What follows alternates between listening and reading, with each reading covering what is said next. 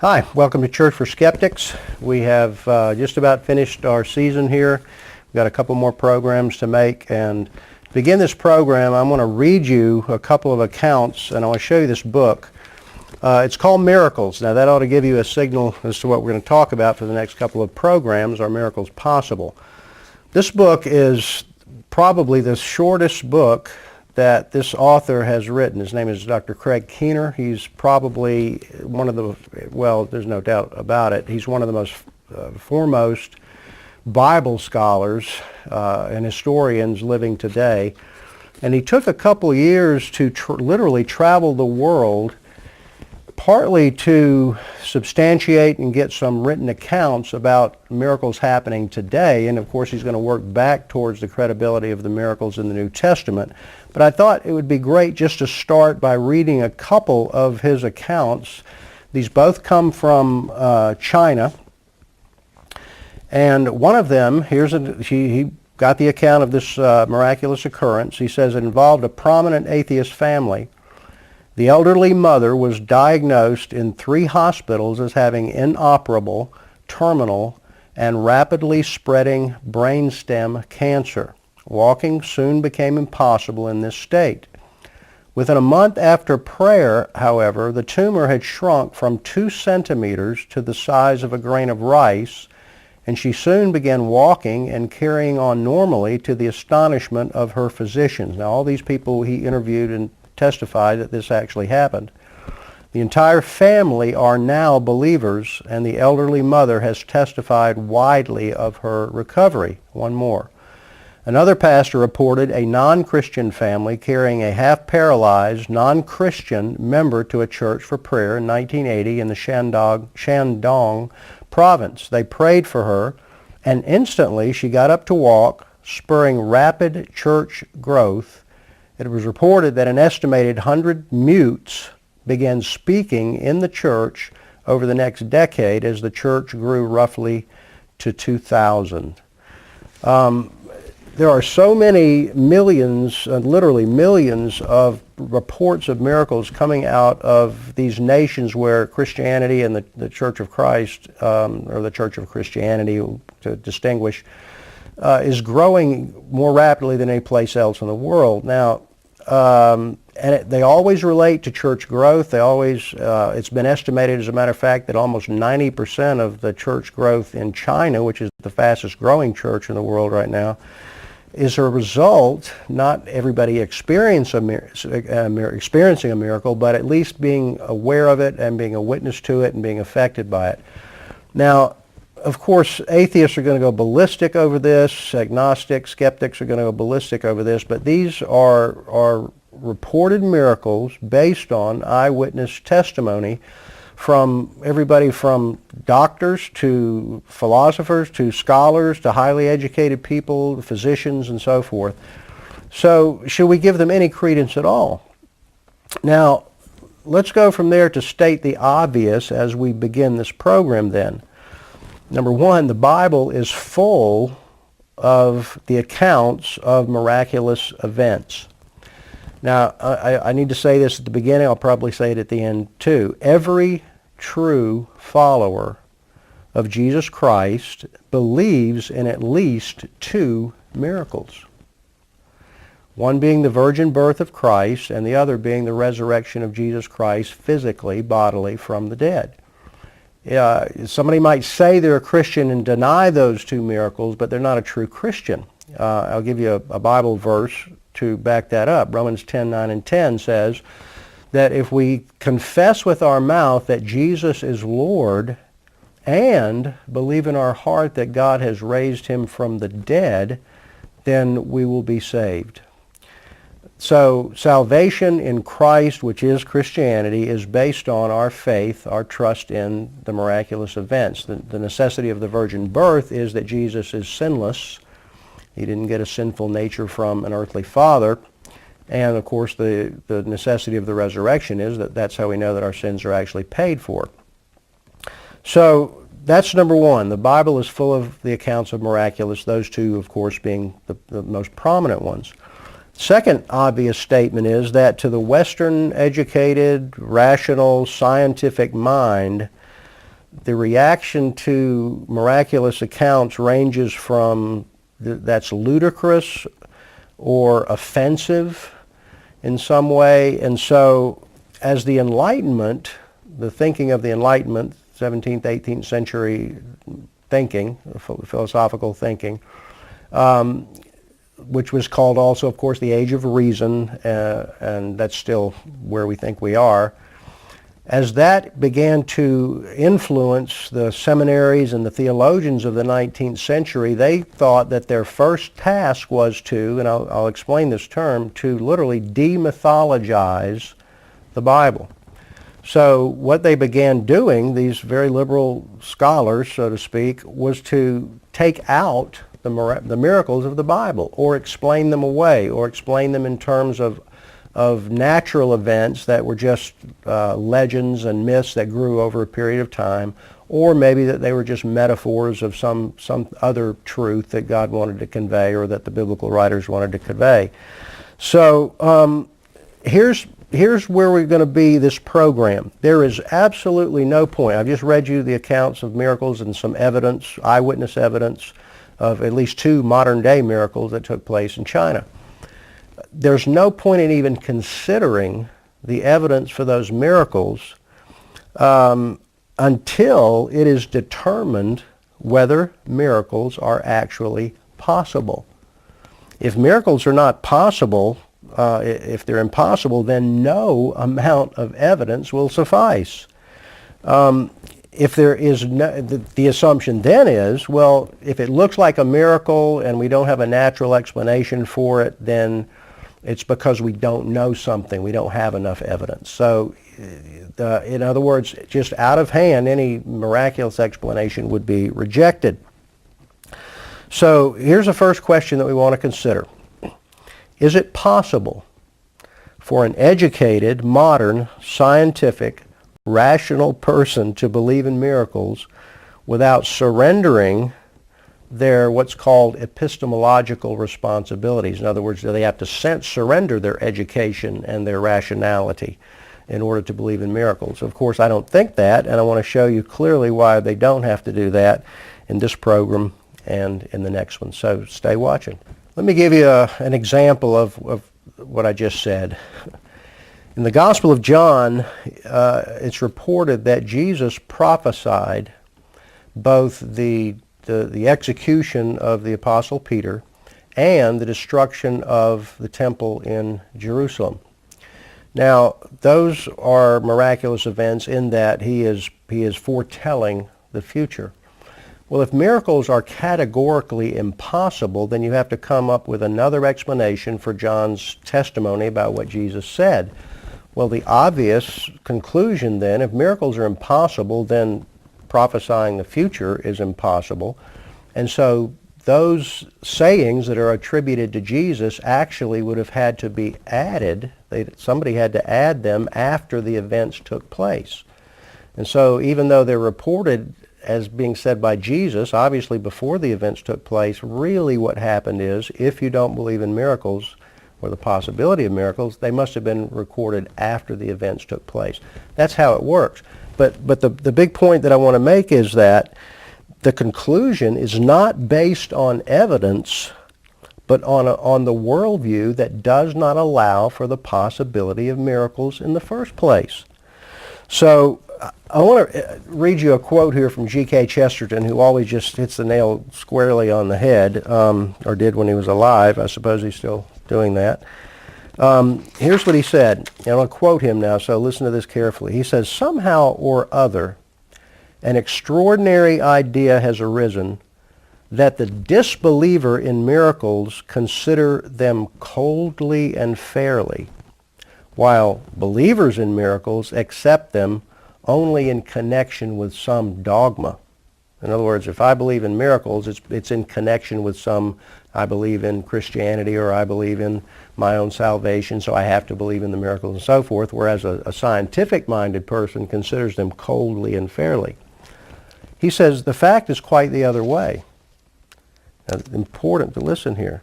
The fact is quite the other way around. The believers in miracles accept them, rightly or wrongly, because they have evidence for them. Now, they're open to the possibility of considering the evidence. The disbelievers in miracles deny them because they have a doctrine against them. So, in other words, to simplify this, somebody who thinks miracles are impossible wouldn't even consider the evidence for a miracle. Why would he? A miracle is categorically impossible to him, so no matter what the evidence is, he wouldn't even need to consider it. So, the first question having been, can a rational, scientifically minded, educated person believe in miracles? And we'll get more to that later. The second question should be, what exactly are we talking about when we talk about the miraculous? What is a miracle? What is somebody actually claiming when they claim that a miracle has occurred? I want to say this as well, and I just want to kind of prepare you for this and get you thinking in these terms. What exactly is the case against all miracles being possible? What is the case for the impossibility of miraculous events? And once we get to that in this program and the next, and you see how weak it is, then we can at least consider the evidence for one. So the Christian will answer then that a miracle is an event or an occurrence within the material world that is caused by a power outside of the natural process or the natural world. And obviously is caused by a power that is greater than the power of nature. It's sort of like an interruption of nature by a power that's greater than nature. So our first task then, and this is I think the core of this whole program, and we're not going to get to tons of miracle accounts other than those two I read you today, because there's no point in considering the evidence until we establish the possibility. So the first task then is to distinguish between a naturalist on the one hand and a supernaturalist on the other hand. Those are two different worldviews. And surprisingly, they're not really opposite worldviews, but they're two very different, and they're incompatible, that's for sure.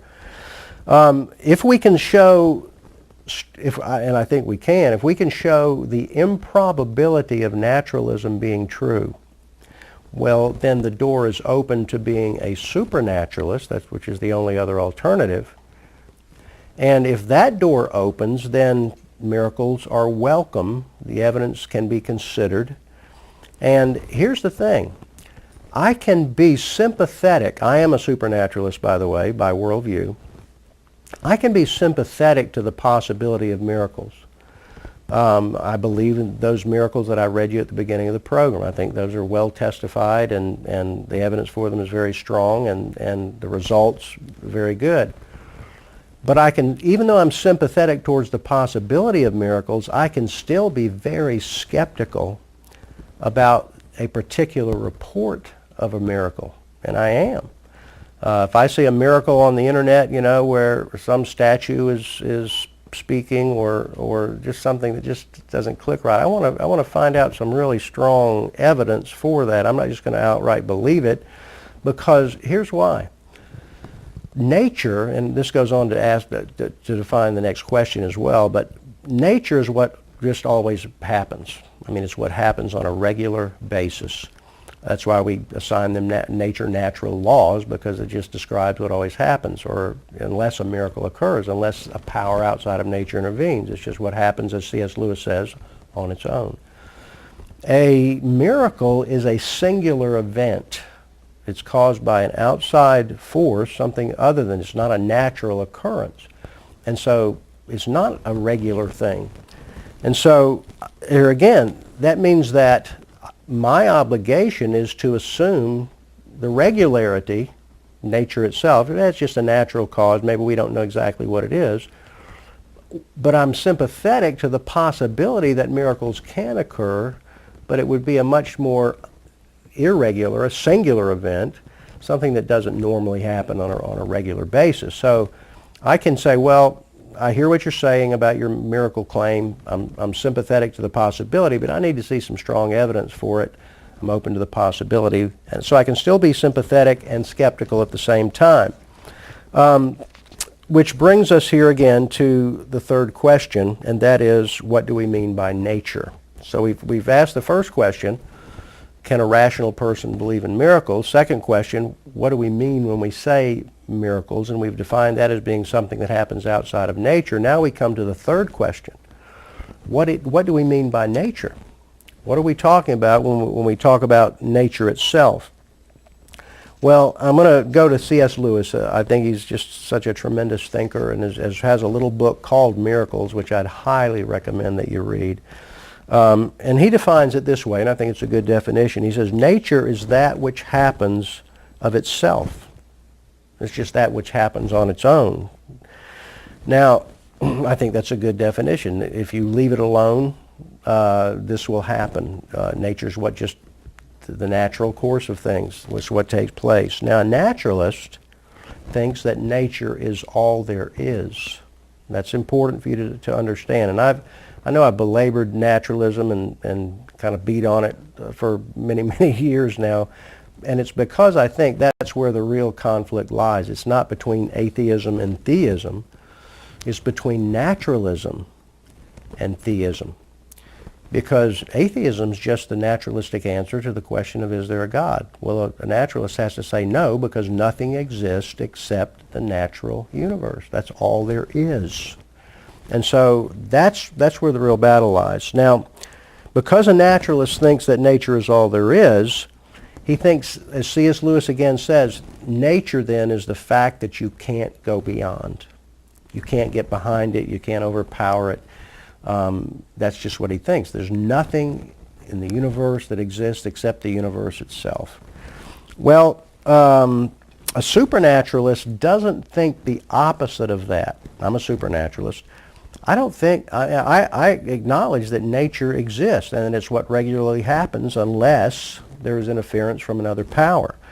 I just think that there is also a supernatural power, and I'll tell you why in just a few minutes. So I think that nature exists, but I also think there is another power that exists, and there are very good reasons and rational thinking to back that up. So I then ought to automatically agree to the possibility that miraculous events can happen, that the supernatural side of things can intervene in the natural side of things. All right, 3 reasons that I'm not a naturalist. Reason number 1, nature herself could not and did not come into existence naturally. Now remember, a naturalist thinks everything that exists is nature, that nothing else exists except nature. How then does he account for the existence of nature herself? Nature could not, again, let me say it again in the C.S. Lewis fashion, nature could not and did not come into existence on its own, of itself. And that's his good definition of nature. Nature is what happens on its own. But nature could not come into existence on its own. In other words, it cannot be self-caused. As a matter of fact, nothing can be self-caused. So if the universe, think about this, if the universe could not have come into being from nothing by the laws of nature, then how did it get here? And the reason it couldn't come into existence by the laws of nature, contra Stephen Hawking, is that the laws of nature did not exist before the universe did. There were no laws of nature if there's no nature for there to be laws about. Those laws of nature don't cause nature to happen. They describe what nature does. So think about this. If the definition of a miracle is an event that is caused by a power outside of nature, then the universe itself and nature itself are one great big miracle, because reasonably, rationally, and logically, they had to come into existence by a power outside of themselves. Nothing, not even God, can be self-caused. You know, a lot of people, and you've heard this before, you'll hear it on the street, of course, from street atheists who don't know better, and from little children. I remember my children asking, well, if God caused everything, what caused God? They understand, even as small children, the scientific process of cause and effect.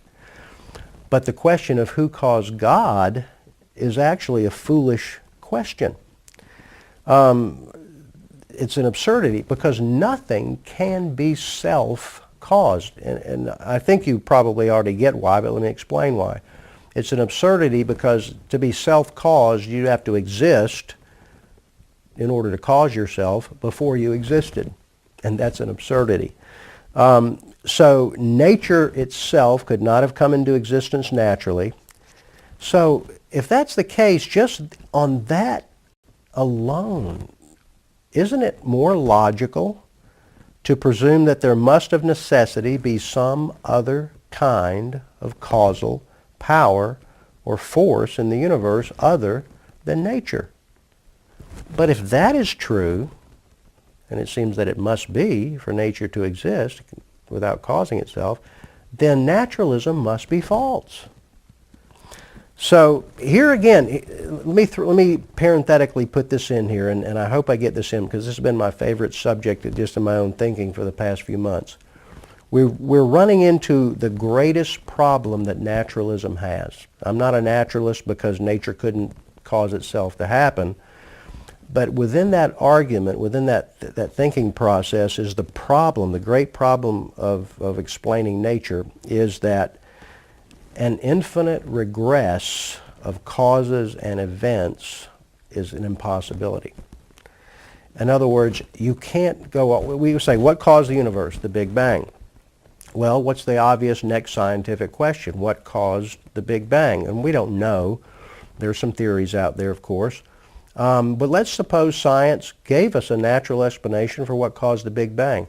What would be the obvious next question? Well, what caused that? You cannot go on backwards through infinity to an infinite number of causes and effects, and I'll tell you why. If you could, you can't, because if that's the case, you'd never arrive at this current effect. There'd always be a cause and effect before it. Let me just give it a simple way. Try counting to 100 starting nowhere. Without a starting point, count to 100. Now just take that challenge on. You can't possibly do it. You have to have a starting point. Well, we know nature had a starting point. It has to be outside of itself. So a naturalist has, to me, an insurmountable problem of explaining away or trying to explain an infinite regress. Put another way, how many days did it take to arrive at this day? Let's say the day that you're watching this program. How many days before it? Well, you say, how many days did it take to get to this day? All of them. Okay, I agree. But the word all represents a finite, complete set of days. It took every day that happened before this day to get to this day. What if there were an infinite number of days before this day? You would never have arrived at this day. There'd always be a day before it. There'd always be a day before that. It's, again, the impossibility of an infinite regress. And that's why scientists, philosophers, and virtually everybody agrees that time itself started with the universe. So unless somewhere in the back you have some eternal, uncaused, self-existing, not self-causing, self-existing reality that it's outside of time and hence outside of the natural process, you're stuck with an infinite regress, which is an absurdity. And so I just think on that reason alone, you can't be a naturalist logically. You can't say that nature is all there is because you can't account for nature itself. The second reason I'm not a naturalist is the existence of my free will. That is my ability to intentionally cause something to happen. If naturalism is true, then nature's all there is, then everything that happens is not intended, but is determined by the laws of nature simply because nothing else exists. If that's so, then there is no room for free will. Everything that I do must be determined by the blind, irrational force of nature over which I have no control and mostly no knowledge. We don't know what's going on inside our own bodies and our own brains. We're not aware of it. So I have no free will at all. Everything's determined if nature is all there is. And here's the thing, that is exactly what the naturalists say. Well, I think we can know by experience that we do have free will and that we make conscious choices. You know who the funniest people are to me are the ones who call themselves free thinkers.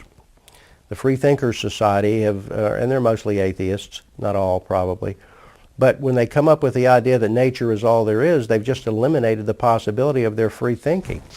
Because if nature is all there is, then everything they think is just part of the natural process. They're part of the natural process as well. So the whole idea of reason and logic and the attempt to change somebody's mind about something in a naturalistic worldview is just an illusion. There's no mind to change. Everything is determined, including what you believe. And there's no guarantee at all, if it's all determined by a blind process of nature, what probability is there that your thoughts are actually true? They're not based on free thinking or rational thinking or reason itself. They're based on a blind process of nature, if nature is all there is. Those are two reasons that I am not a naturalist. The third one. Let me give you a scenario here. If a person dies as a result of his heart wearing out, or the natural development of cancer, or if a lethal germ enters his body, he's said to have died of natural causes. But if he's found on the floor full of bullet holes or a knife is sticking out of his back, then what do we say? He died an unnatural death. Now we call in the police. And why is that? Because it's obvious that what happened on its own nature was interrupted by the free will choice of someone who has committed a murder or a crime. And so the police go to work to investigate the free thinking, free will choice of somebody, and if they find that person who made that choice and committed that murder and they call it murder, then he is held accountable for his free choice to do the wrong thing, to commit that crime. But here again, if naturalism is true, then everything is determined by nature, because nature is all there is. There is no free thinking. There is no free will. And if you hold a naturalist's feet to the fire and demand that he be consistent with his worldview, he could make no charges against a murder or a rape. Or any crime or injustice that was committed, because if nature's all there is, everything is just natural. So I think at least in this program here, what we've done is this. We've shown the absurdity of naturalism as a worldview. Now keep in mind, the argument against miracles is based on that worldview.